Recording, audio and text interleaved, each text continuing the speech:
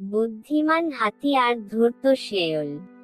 এক সুন্দর সবুজ জঙ্গলে অনেক পশু পাখি একসাথে মিলেমিশে বসবাস করত।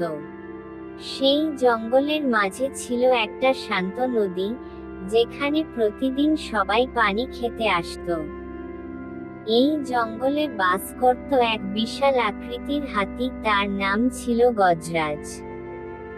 গজরাজ ছিল শক্তিশালী, কিন্তু খুব শান্ত ও বুদ্ধিমান। অন্যদিকে সেই জঙ্গলে বাস করত এক শেয়াল, নাম ধূর্ত। সে সবসময় অন্যদের ঠকিয়ে নিজের সুবিধা নিত। একদিন জঙ্গলে খরা পড়ে নদীর জল শুকিয়ে যায়, খাবার ও পানির সংকট দেখা দেয়। সবাই খুব কষ্টে দিন কাটাচ্ছিল। ধূর্ত শেয়াল ভাবল, এখনই তো সুযোগ, সবাইকে ভয় দেখিয়ে আমি রাজা হয়ে যাব।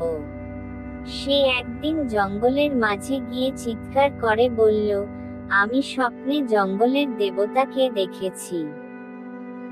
দেবতা বলেছেন, এই জঙ্গলকে একজন নতুন রাজার প্রয়োজন, নইলে জঙ্গল ধ্বংস হয়ে যাবে। সব পশু ভয় পেয়ে গেল। তখন ধূর্ত বলল, আমি রাজা হলে দেবতা খুশি হবেন।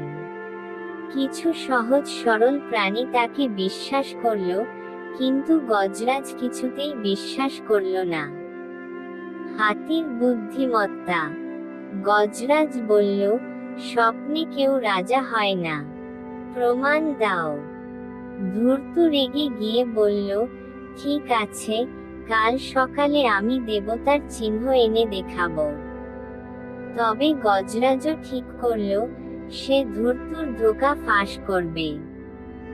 রাতে সে চুপি চুপি শেয়ালের গর্তে গিয়ে দেখে, ধূর্ত নিজেই কাদা দিয়ে এক পাথরে দেবতার চিহ্ন বানাচ্ছে।